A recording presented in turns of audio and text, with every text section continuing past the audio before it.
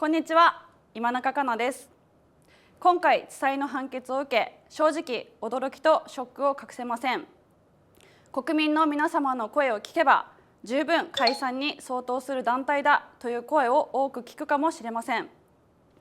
正直私たち現役信者の声が届いていないことにとても憤りを感じ、私2世としてもとても複雑な思いであります。今回今中かなの今何かな特別会として少し雰囲気を変えて放送いたします。それではどうぞ。今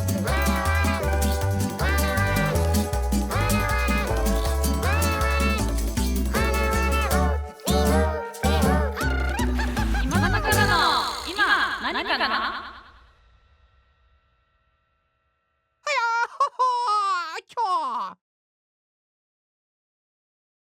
はい、ということで皆さん始まりました。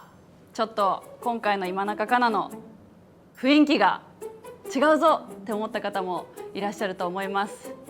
こうしてね、場所もなんか皆さん見たことありませんか？はい、テレビとかでももしかしたら見たことあるかもしれませんが、今回の地裁の結果がもうびっくり、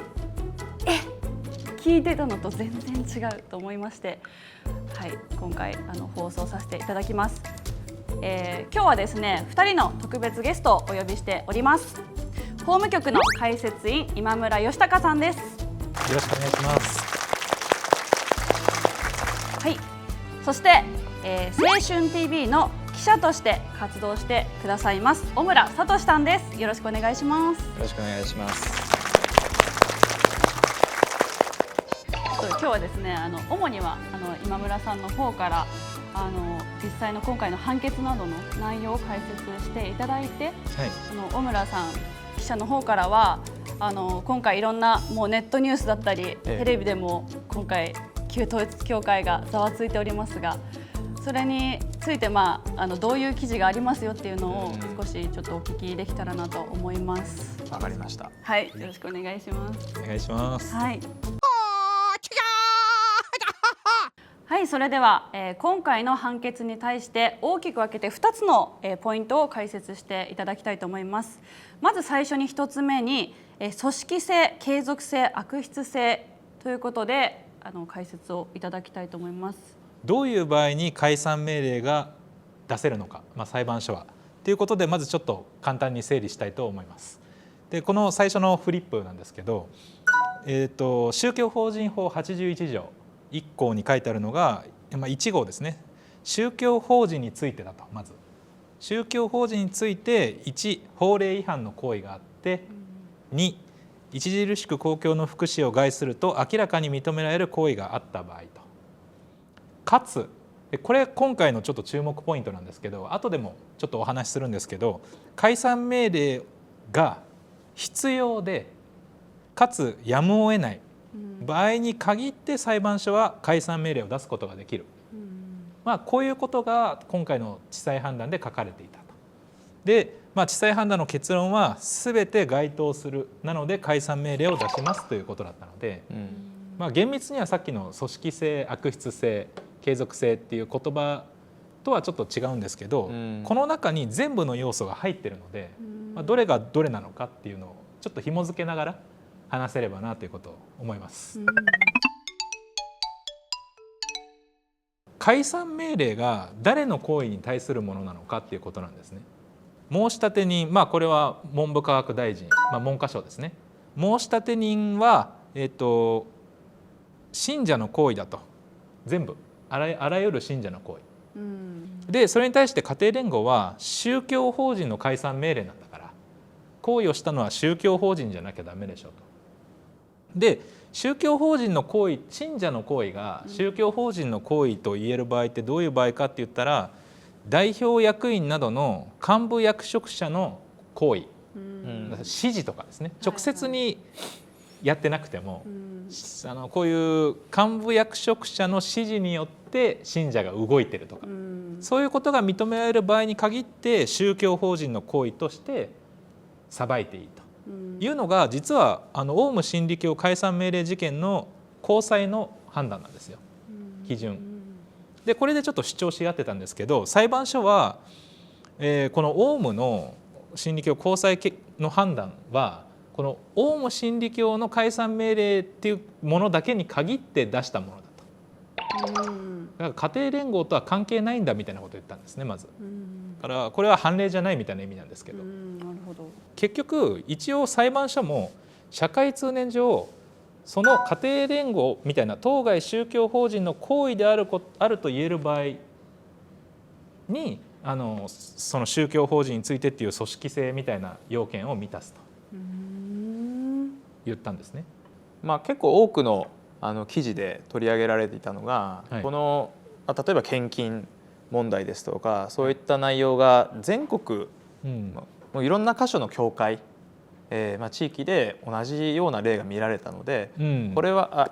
教義に基づいてとか教理に基づいて、これはもうやってることなんじゃないかと、だからもうこの宗教法人の行為だろうと、そんな、書き方というかですね、まとめ方をしているかなと思うんですけど、いろんな信者の行為を見たらかなり似てるみたいな意味ですかね。そうですね、実際なんかマニュアルがあったとか、そういう話もありますので、なのでそこからやっぱりそれはもう幹部というか、上からの指示でやったんだろうと、そう見えるよねという、話だと思うんですけども。じゃあやっぱ結局その上からの指示みたいな組織性が本当にあるような場合が、社会通念上宗教法人の行為だと言える場合だっていう感じですよね。で多分通常それが正しい言い方だと思うんですね。それって結局この代表役員等の行為みたいなことですから。ですがちょっとこの地裁の判断はどういうふうにこの先をちょっと認定していたかと言いますと、家庭連合には32件の敗訴判決っていわゆるあるじゃないですか。不法行為は信者の不法行為なんだけど、家庭連合はその信者と一応関係あったから、その信者がやった不法行為の肩代わりをしなさいと、損害は家庭連合も賠償してあげなさいと。だけど今金さんおっしゃってたように、それって一応裏を返せば家庭連合の不法行為は認めないってことですねみたいなあったじゃないですか。この地裁判断はちょっとここややこしいんですけど、この使用者責任の基準ってあるんですよ。でこの不法行為を家庭連合に認める基準ってさっきおっしゃったような、代表役員とかがマニュアルがあったりして、もう完全に組織でやってるよねっていう場合が認められるような場合なんですね。でそれができなかったっていうのが30件、むしろこっちが大半で、この使用者責任はどうやって認められるかというと、献金勧誘行為が問題となってるんですよ全部。で献金って家庭連合の収入、唯一の収入なんですね。で実際信者が献金関与しても献金を捧げる場所は家庭連合なんですよ。だから非常に関係ある家庭連合の業務と関連する行為だねと。だから家庭連合が責任取りなさい、そういう基準なんですね。で今回の地裁は解散命令は誰の行為に対するものって時に使用者責任の基準で家庭連合の責任にしたんですよ。家庭連合の行為だってことにした。つまり民事の訴訟よりも緩い基準で家庭連合の行為ってことにしたんですよ。信者が献金関与してるねと、献金関与は家庭連合と関係あるね、じゃあ信者の行為は家庭連合の行為ですねって書いてあるんですね。これって使用者責任じゃんってことでですね、小村さんの先ほどおっしゃったマニュアルってなんかおっしゃったと思うんですけど、あれニュースだとマニュアルがなんか全国的にあるみたいに出てるんですかね。ある場合もあるみたいな。そういう書き方はなかったですね。ただマニュアルというものは存在するみたいな。でそこでこれ裁判でも言ってるしもちろん事実なんですけど、その家庭連合の本部が作ったマニュアルとかですね、会長が作成されたマニュアルとか、幹部役職員の作成マニュアルみたいなのがあれば、でしかもそのマニュアルがこの本件解散自由に該当するような悪質な行為をやって献金を巻き上げなさいみたいなマニュアルが存在したら、もうそんなの一発悪質性組織性アウトみたいな存在じゃないですか。でそしたらそのマニュアルだけで全部できたと思うんですけど、実際そういうものはもちろんないんですね。だから地裁決定でもそういう書かれ方はしてないですし、そういうマニュアルは位置づけもうなんかこうマニュアルがあるみたいのが出てるんですけど、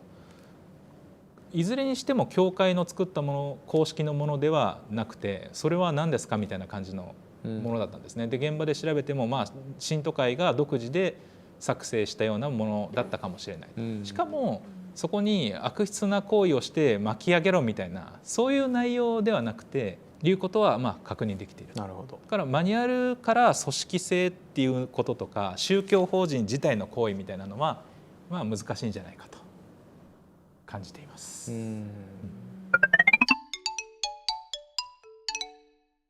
地裁の判断でかなり大事な部分はコンプライアンス宣言を家庭連合が2009年2月とか3月に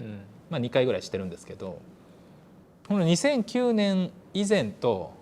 2009年より後、2010年以降ですねに分けますって言ってるんですね。でこれは2009年以前って書いてあるんですけど、どこぐらいまで遡ってるかというと、解散命令申し立てがあったのが2023年10月なんですよね。でそこまで約40年間のなんか類例のない不法行為みたいなことを言ってるんで、だいたい40年遡ってみたんですけど、1980年代ぐらいから2009年までなんで、だいたい多分25年ぐらい、2009年までの25年間ぐらいのことを言ってます。でその間に家庭連合のこういう解散該当行為があったかどうかなので、31件の民事判決を、裁判所はもう結構長く分析してですね、で類型的傾向があると言ったんですね。こういう傾向があると。でこの後が問題で、この31件の民事判決は家庭連合の敗訴判決なので、真っ黒だったねっていうことなんですね。でそれで普通終わるはずなんですよ。だけどこの類型的傾向から見れば全国的に少なくない割合の不法行為が推認できるって書いてあるんですね。なのでその一部の元信者の声を全国的に少なくない割合の不法行為、つまり献金勧誘行為、悪質なを推認できると。なんかどういう理由で言ったのかなっていうので、解散命令の審理で地裁の審理で、家庭連合側は大量の現役信者の声を陳述書という形で伝えてるんですね。で陳述書には自分の献金がどういう動機でその度ごとに献金してきたかっていうのがかなり現役信者の方によって、色が違ったり、似てるような人もいたり、いろんなことを言っている陳述書届けてるんですけど、それと比べるとどうだろうなってなるのが普通なはずなんですよ。だけどその現役信者の声は全く無視して、この31件の原告、そして裁判所で認められた判決で言われているところのやりすぎた献金、これでも念のため言いますけど、詐欺も脅迫も強要恐喝みたいな犯罪は一切もちろんなくて、あくまでも不法行為として社会通念上やりすぎた献金だと認定されているというものですね。っていうものがされたという元信者の声を一般化してると。よりだから広いところに全部適用しちゃってるっていうことなんですね。ここがもう一番最初のこの推認がかなり雑と言いますか、大問題だなと。で今後ちょっとここをしっかり戦っていかないとなと思っている一番まず大きな部分です。でこれがされたことによって本件問題状況っていうのが定義されちゃうんですね、この地裁の判断で。でこの類型的傾向が全国的に見られると推認されるから、本件問題状況っていうのが家庭連合にはあるんだと。でこの本件問題状況っていうのは何かというと3点だと。1つ目はなんかその病気とか、不幸とか悩みがある、弱みがあるような立場の人にですね、で2つ目が、献金をしなければその悩んでることが解消しないっていう、いわゆる因縁トークをして、で3つ目がその人や、その人の親族などの生活が困難になるぐらいの献金をさせた、これは結果の重大性みたいなことなんですけど、という問題状況が家庭連合にはこの裁判を分析するとあるし、それが少なくない割合で全国的に推認できると、これ根拠本当にないと思うんですけど、現役信者の声も聞けばですね。で作ったと。でこの本件問題状況があるということを前提にこの和解を見ていくんですよ。で家庭連合は裁判は31件の判決だったと。でそれ以外はもう判決とかないんですね。ご存知だと思いますけど。じゃあ何があるかといったら和解があったねと、あなた方と、裁判をしたけど、和解で終わった人、これを裁判上の和解って言うんですけど、裁判上の和解の人は445名、この25年間でですね、2009年までの25年間で445名で、裁判外の和解っていうのは裁判にも至らず、何と言いますか、普通に和解と言いますか、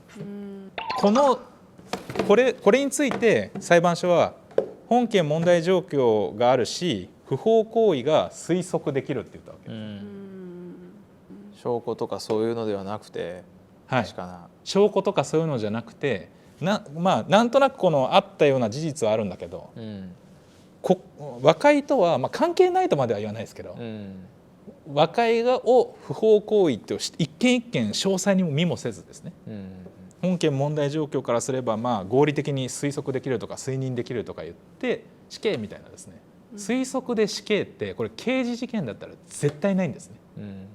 基準が甘すぎるんですね。発生するのは解散命令なのに、なんかもう民事裁判よりもさらに緩いみたいな基準でやっちゃってるという。10万人以上信者いるじゃないですか。1500人じゃとどまらなくないですか。もっと言えば根深いし本件問題状況が本当にあるんだったら、全員被害者みたいな、であってしかるべきだなっていう。それは確かにおっしゃる通りだと思いますね。やっぱり世間一般のこの家庭連合に対する見方というのは、確かにこの不法行為と認められないとかいうふうに言われたとしても、うまく法の目をかいくぐって、今まで宗教法人というのがある意味聖域だとか、ブラックボックスだとか税制を優遇されていた、今まで規制されてなかった、国が規制しなかったからこういうことが起こったんだというふうに、そういうふうな見方をしている人が大半だと、そういうふうに思うんですけども、でも実際これだけの信徒数がいる宗教法人で、そんな全ての人が法の目を器用にかいくぐって、やることがそんな器用なことができる組織、すさまじすぎるだろういや無理だと思います。10万人とかいたら、もっと多くの人が引っかかって、でこれはいかんだろうという、明らかな不法行為だとか、そういうことが認定されてしかるべきなんじゃないかとやっぱり思います。ですよね。でも結局この推測でしか語れない程度の、なんていうんですか、案件しかない。おっしゃる通り。だからそれが今後高裁第2審の審理では本当に重要で、結論が推測でもう解散って、これはもう絶対なんですね。推測で解散ってしてるので、この推測のところは逆にですね、事実でもう事実推測していることは間違いなので、事実をしっかりと大量に提示して、推測は間違った推測ですというのをちゃんと、もちろん一審でも十分にしているっていうところは、あったとしても、ちょっとやっぱり和解のところはもっと和解してる事案を勝手に不法行為と判断されるっていう、普通思わないですよね。思わないです。だけどやったらまあそれをね、法律めちゃくちゃになっちゃなう気がっちゃいますよね。当事者が納得してるし、うんでもなんか本件問題状況を設定して、まあほとんどの人にそういう献金勧誘、悪質な勧誘行為されてたんだろうって言って和解してるようなものも全部不法行為だろうってもし言うんだったら、いや違いますってことをやっぱり丁寧に言わないといけないので、今後それをしっかりやると。いやちょっとなんかこれ聞きながら、はい、すごいここで言う感じでもないんですけど、なんか名探偵コナンが言ってるような感じですね。この推測とかです、すごい全部推測でこう話をされながらビジョン立てて言ってて、なんかねまさしくそうこんな感じがするなと思って。推測、私の推測ではいやそれは本当そうならないように、それ借りると真実は一つじゃないですか。そうですね。なのでこの我々が知っている真実でちゃんとその間違った推測を崩したいと、そう思います。もう一個言ったんですよね。顕在化していない被害が存在することは否定できない。みたいな。顕在化してない被害は存在しませんってどうやったら言えるんですかね。確かに。だって顕在化してないのか、ないのかってこれどういう差なんですかね。この1、2、3合わせて類例のない膨大な規模の被害が生じていた。これが2009年以前のまとめなんですよ。さっきの著しく公共の福祉を云々した行為があるかどうかの判断のまとめは1、2、3言ってこれ。無理あるくないですか。それって1だけじゃないって意味ですよね多分。はっきりしてるのは。3まで含めたらなんかもう規模とかどうやって分かったの？どうやってですよね。家庭連合のコンプライアンス宣言後、裁判および和解の減少傾向を認定したんですよね。コンプライアンス宣言前の25年間とコンプライアンス宣言後の15年間、2009年から2023年まで解散命令申し立ての宣言前の方が長いんですけどね。でこれ東京地裁のこの判断で地裁が言っていることなので、もう裁判所の認定ですね。なるほど。コンプライアンス宣言に効果がなかった場合、15年とはいえ同じ比率でなんか案分したぐらいのものはあるはずですよね。見てください。裁判案件はまず2件3名、支払い額1760万円。さっきは17億。桁が全然違いますね。そして和解、裁判上の和解8件9名、支払い額全支払い額合計5350万円。そして裁判外の和解、167名、全部で9億。各項目がコンプライアンス宣言後激減と地裁が認めていることになるんですね。でこれはもう認めざるを得ないので、地裁はさっきみたいに減少傾向にあるって言ったんですよ。激減とかではなくて。でも減少傾向にあるけど、その後すごいコンプライアンス宣言を批判する文章がめちゃくちゃ続くんですよ。うんぬんうんぬんうんぬんうんぬん言って根本的な対策が実際に講じられた形跡がないっていうんですね。これ地裁に書いてある文章。あれって言って、こんなに減ったのに。ですよね。はいだからこの結果でまず見られなかったのが意味不明と。でしかも地裁のこの判断の中ではコンプライアンスをしたことを証明する証拠として信者の陳述書みたいな供述証拠っていうんですけど、信者が言ってるような証拠しかないみたいに言ってるんですけど、全然そんなことはなくて、2013年にある伝道団を作ったんですよ。で伝道団には何名だったかな、3000何名ぐらいの人が入って伝道する。でその伝道する人にこそコンプライアンスって守ってほしいじゃないですか。伝道団入る時に最初誓約書を書いてもらうと。でその誓約書にはコンプライアンスに関することがバーッとあって、それに同意した人だけその伝道団に入れるっていうふうにもう2013年にはしてあったと。へでその実際の誓約書3000何通だったかな、600通とか全部裁判に出してるんですよ。例えばこれ供述証拠じゃないじゃないですか。根本的な対策が実際に講じられた形跡がない。なのでコンプライアンス宣言後も先ほどの本件問題状況が残存していく状態にあったと考えるのが合理的。なんかこの辺からもうちょっとおかしくなってきません？だいぶ全く無視されてますね。やばいですよね。数字も無視されてるし、出してるコンプライアンス資料もなんか見なかったことにされてるんですよね。もう本当にここでコンプライアンス宣言で問題状況を切れないことにされちゃってるんで、このやっぱり広告誌ではコンプライアンス資料もさらに出していかざるを得ないし、より丁寧に説明せざるを得ないので、十二分にしてるというつもりですけど、もっとすると、もう無視できないぐらいやると。本件問題状況があるっていうために無理やりコンプライアンス宣言をないことにした。その後にじゃあ裁判見ますと。裁判は2件、先ほどの、でこれじゃ足りないからコンプライアンス宣言ないことにしたと。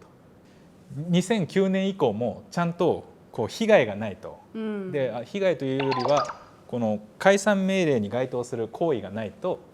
解散できない。だからどっちかというと、さっきの31件の裁判とか、さっき推認した和解のものとかも重要なんですけど、この2010年以降、もっと言えば最近、2010年でも15年前ですから、最近本当に被害があるっていうことをこれから頑張って言うんですよ。でその時にまず裁判は2件で、この2件は2013年と2013年の献金も一部なんですよ。本当に一部。この方は昔からやってられる方で、2009年をまたいで献金があって、2013年の献金が一部、本当に一部ある方と、もう一個は1件は2010年以降に入って、全部が2009年以降の献金、コンプライアンス宣言以降の献金全部がで合計476万っていう方の2件のみなんですね。で、その後、和解事件、さっき提示した裁判上8件、裁判外167件ってあったじゃないですか。99% 減少してるけど、ここに同じように本件問題状況が残存してるから不法行為が推測できると。出ました。そしてちょっと言い方実は変わってるんですけど、顕在化していない被害が相当程度存在することが想定できる。多分あるっぽい。多分なんかあるっぽい、そんな感じですよね。本当にそのレベルのあんまり何も言ってないというか、でこの2件、そして和解から推測されるものと、この多分あるっぽいもの、全部足すと いつもの最後のやつなんですけど、これからすれば2010年以降もなお看過できない程度の規模の被害が生じている。看過できないというのは見過ごせないってこと。なお看過できない程度の規模、見過ごせない程度の規模の被害が生じている。本当にって思いません？これ結論ですか？これ結論です。推認と見えない多分あるものを足したら見過ごせ、逆にすごいですね。これ超能力者じゃんこれ。本当にそうですよね。この何が見えているんだろうっていう。これすごいコナン通り越してますよこれ。いやそうなんですよ、根拠がだいぶ薄まってると。なんか空中戦、なんか宇宙で戦ってるぐらいのなんか空中戦っていうワードがじわじわ分かってくるというか。分かりますね、これ聞くと。そうですね、2009年以前は裁判、和解、見えないもの足したら類例のない膨大な規模の被害が生じていた。そして2010年以降はコンプライアンス宣言意味ないと。裁判、和解、見えないもの、なお見過ごせない規模の被害が生じている。そしてこの全部を合体した相対って書いてあったんですけど、地裁の判断に相対総じる総合の総に体、うんこの相対が著しく公共の福祉を害すると明らかに認められる行為に当たるって書いてあったんですよね。明らかという言葉がなんか浮いてますね。あ、めちゃくちゃわかりますそれ。これ明らかってイメージなんか誰が見てもうん明らか、やっぱ証拠があるとか、一見してとか本当そういう意味ですよね。さっきの図見たら明らかに、減少してますよね。そうなんですよ。誰が見ても明らかに、ガクッと下がってるああいうのが明らかですよね。そうですよね。で明らかっていう時に推測使ってる時点で明らかじゃないですよね、思いません？これ裁判以外は全部推測、こっちなんてもうなんて言うんでしょうね、これ超能力とか、そういうおっしゃってたぐらいのことをやってる、それで明らかって言ってるんで果たしてそうかなって、これ解散命令の要件、解散命令を出すために必要なピースなんで、言葉の通り厳格に返さなきゃいけないっていうのがあるんですよ。だから著しく公共の福祉を害すると明らかに認められる行為っていうのが要件だから、おっしゃったように明らかに認められるものじゃないと解散しちゃダメなんですよ。だけどこうやって無理やり苦しいけど結論が決まってるって本当感じちゃうぐらい、解散させるって決めて、そのための理屈をやって明らかだと言い切って、確かに明らかかなってこっちは思うんだけど、もうやっぱり安倍事件以降のやっぱりマスコミ報道もあるし、世の中の方はいやいや当然でしょこんなツボみたいな、そんな風潮まであるのも使いながらもう言っちゃってると、言い切ってるという感じの本当に判断